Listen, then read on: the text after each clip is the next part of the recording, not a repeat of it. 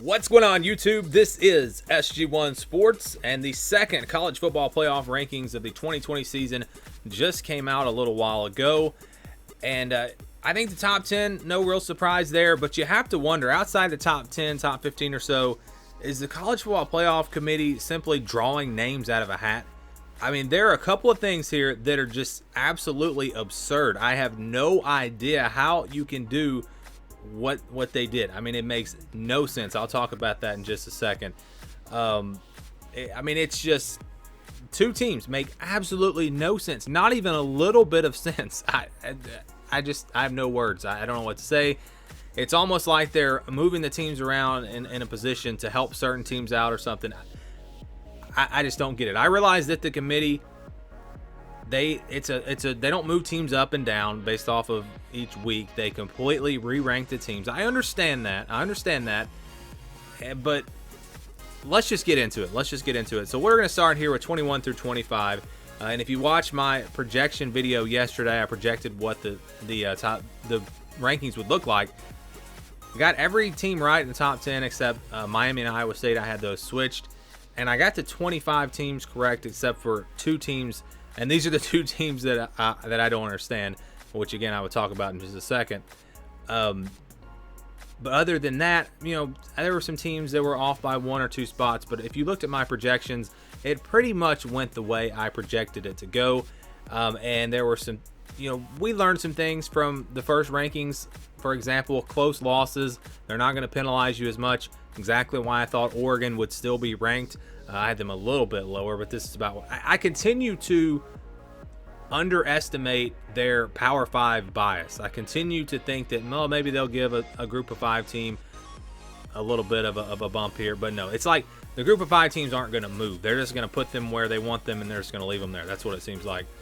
Even though some of their resumes continue to get better, especially Coastal Carolinas, which we'll talk about in a second. But this is 21 through 25.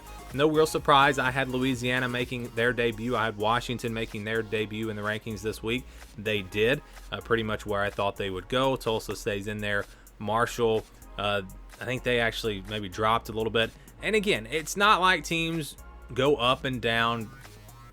They rank them brand new every week. So I understand that, but still, the issue that I have, that's not an excuse for it. So actually, Marshall stayed the same. And if I pause a little bit in this video, I apologize. I'm probably looking up a schedule or something because I don't have all of this information just right in front of my eyes. But 21 through 25, no surprise. These were the teams I had towards the bottom. Again, no gripe here. I completely understand every team's ranking. There is really nothing.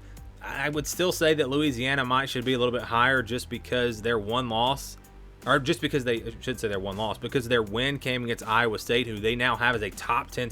Louisiana has beaten a top 10 team, and their one loss came to a top 25 team. So I still think Louisiana should be ranked higher, but based on the fact that they didn't even have them ranked last week, I totally understand. All right, so here's where I have no words. All right, 16 through 20. You've got USC and Iowa. USC actually dropped a little bit. They didn't play. Again, they didn't drop. That's where they evaluated them. No problem. I have no problem with Iowa at number 19. I have no problem with Wisconsin at 16. Coastal Carolina deserves to be ranked higher. Again, we're talking about a team with a top 25 win over Louisiana, a win over a good Appalachian State team. They're undefeated. Their resume is better than BYU's. You could even argue that it's better than Cincinnati's, and they're all the way down at number 18. You know why? It's because their name is Coastal Carolina. It is clear that this committee looks at the team names, the brand names. Has never been more clear than it is this year. In previous years, I had no problem with it because we had the head-to-head matchups outside of the conference, and you could tell a conference is just not as good as another conference. But we don't have that this year, so they're just assuming that the Sun Belt's not a good conference, even though it might be as good as the Pac-12, honestly. So again, Coastal Carolina there at number 18 should be higher. But here's the problem. Number 17, North Carolina. The problem is with North Carolina, and the problem is with Texas. Texas is not ranked. This is where I have a major issue. Okay, so North Carolina is at number 17. They're 6-3. The only 3-loss team to be ranked. Let's go back. Nope, no 3-loss teams. The only 3-loss team to be ranked. They're 6-3. They just played a really good game against Notre Dame. Only lost by 2 touchdowns. They were impressive in that game. And based off of that game and that performance, I could see North Carolina being a top 25 team. Absolutely. But we don't evaluate this week to week. We evaluate the entire season. North Carolina lost to Florida State. Florida State is terrible. They lost to Virginia. Virginia is not very good. They barely beat Wake Forest, an average team. Their best win is probably Virginia Tech, NC State. That's it. They haven't done anything to deserve to be ranked. And I have nothing against North Carolina. I think North Carolina is a dangerous team. Their offense really explosive. I think they could, beat almost anyone outside of those elite teams. They're capable of doing it. But do the wins and losses, do the things that happen on the field, do they not matter? Because there is absolutely no reason for North Carolina to be ranked, and there is really no reason for them to move up 2 spots. It blows my mind. I have no explanation for this. I didn't watch anything on the show. As soon as they released the rankings, I got in here, made my graphics, started recording this video. Maybe they explained it on there, but I just have the only explanation I have is, again, they definitely seem to be rewarding teams for close losses. And both the Florida State loss and the Virginia loss, those were really close losses. So maybe the committee's saying that they very easily could have won those games, and they played Notre Dame really tough. If you're going to evaluate them like that, then okay. But I don't understand it. You've got to have at least one solid win there in the resume, and North Carolina simply does not. And then the issue is with Texas, who has fallen out of the top 25.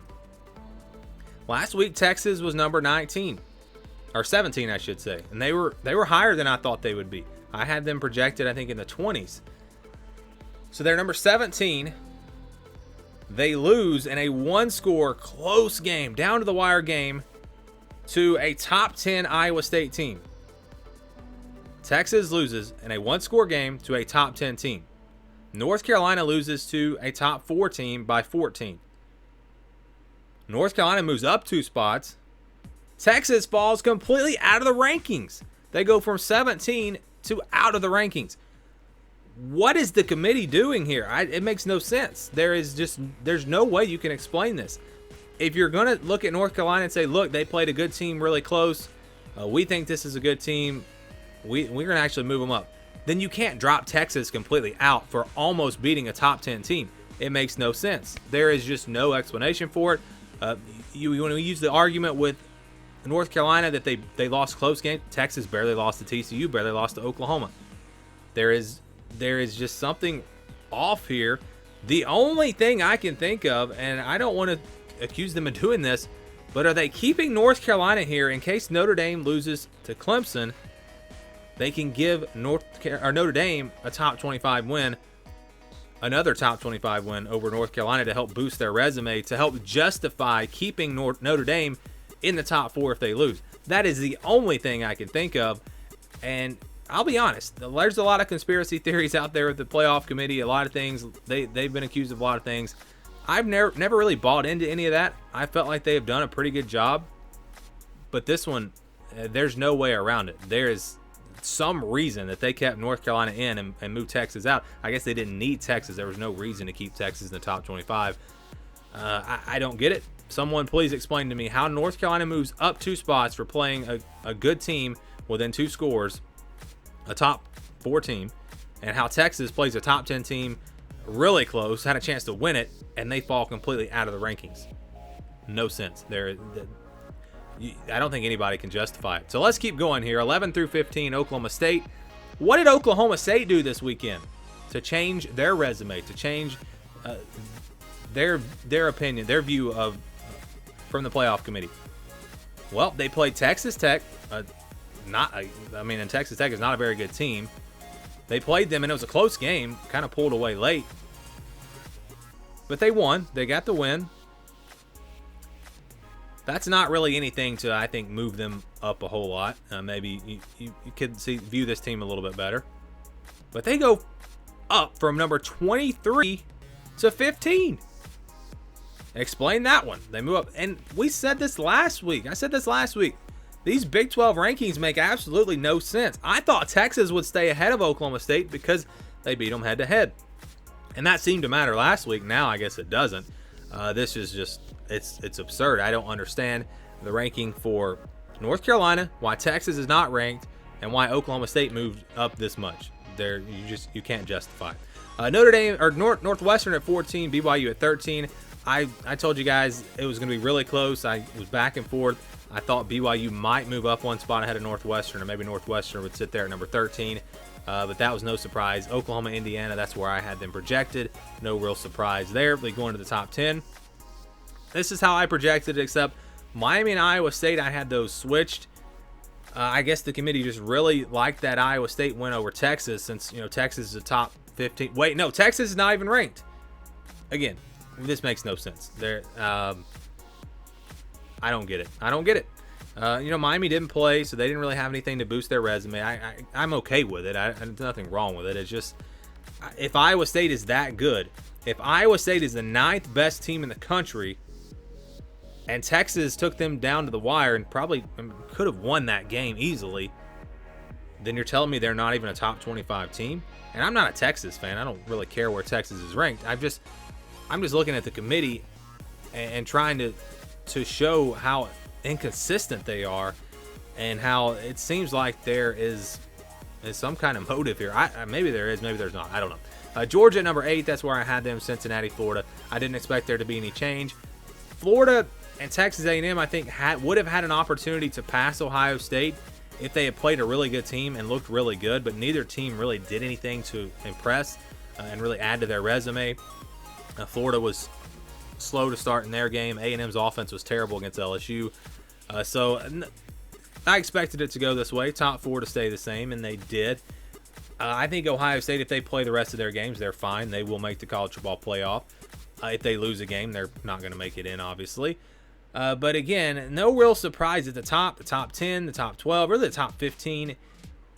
Or top 14, I guess. But outside of that, again, I have a big problem, and it doesn't matter. It really doesn't matter unless it's just to boost the team's resume. It doesn't matter where North Carolina or Texas are ranked. They're not going to make a New Year's Six bowl.